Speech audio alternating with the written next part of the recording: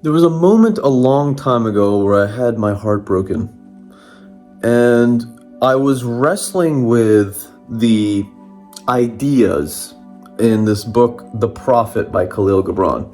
Hopefully my team can put a little link to the book here and a little picture of it in the description. But the Prophet talks about the idea of vulnerability, the idea of giving your all for the sake of enjoyment, for the sake of your soul. He calls it the pygmy self, which is like an analogy to your higher self, your more mature, complete self. So he says that there is this ability of certain people to give, and the joy that comes from giving is their reward. There are other people that give for rewards, give to get, and there's like some other type of person that gives. But basically, he said that the first people that I talked about, the people that give and their reward is giving, are incredibly vulnerable, like a tree. And I love this analogy because it's like imagine an apple tree. An apple tree essentially sucks up the nutrients around it, right? It creates apples, and these apples, it doesn't consider who eats these apples, what organisms benefit from its apples. You know, like the apples go anywhere. It doesn't care. I guess it's this progeny, which is even more beautiful. But really, the idea is that this tree created this thing, and whoever needs it can have it. And so I thought about this for a very long time, and I was like, you know what? I kind of want to do that. I want to produce fruit, knowledge, insight, curiosity, whatever it is. Anyone can have it. I don't care. Please have it. And this made me into the type of person that was incredibly vulnerable or taken for granted, or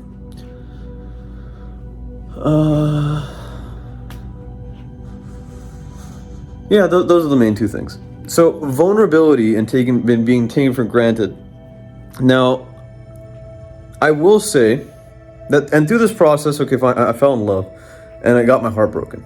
Okay, so what did I learn from that experience? What I took away from that experience was essentially that being vulnerable is good.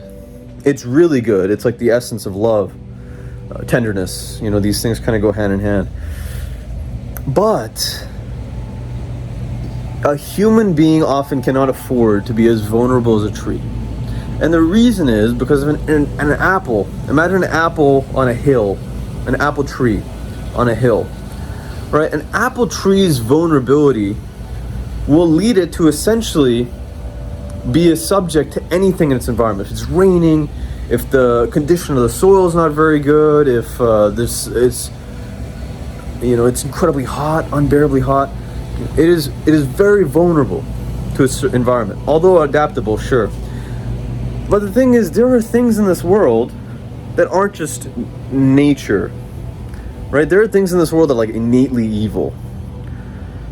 There's like certain mentalities in this world that mostly of human creation, but that are really quite evil.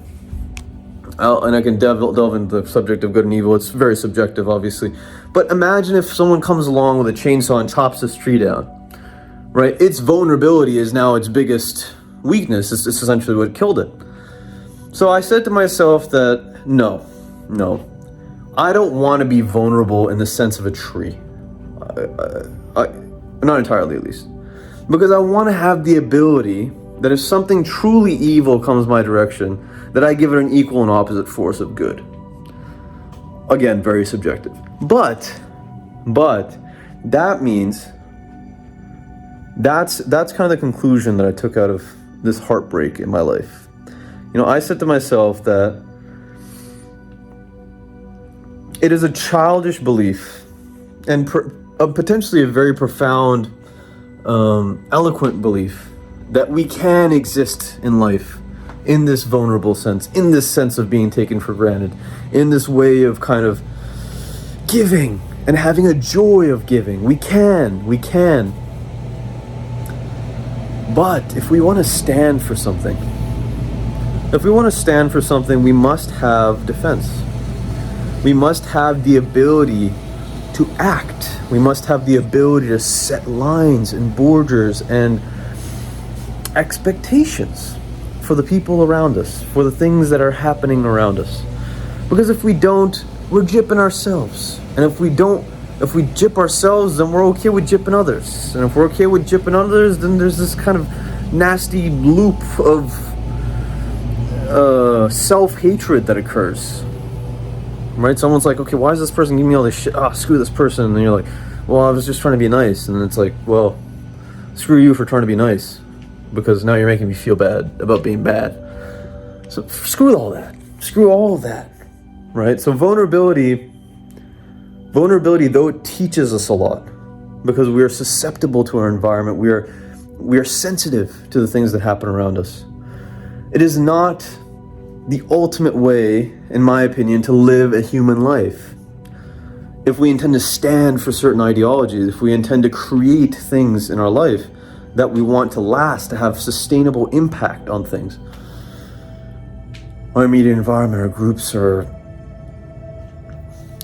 colleagues, our workers, our peers, we must be beyond vulnerable. We must be adaptable. And when we're confronted with an equal and opposite force, we must have power. We must have the power to confront it. Say, for instance, your family is threatened by something, some outside force. If someone in your family does not have the courage, the strength to go and oppose this force, equal and opposite, if not greater, to beat it, then your family is in trouble. Most of the time, I put this on myself, because frankly speaking, I want to be Batman. But what does it take? Why do such a thing? Because I think there is something inside of me particularly that wants to be this way. Genuinely wants to be this way, that logically assumes that based on my characteristics, based on the things that I've been through in my life, that I'm probably the most qualified defender. Selfish, narcissistic, whatever.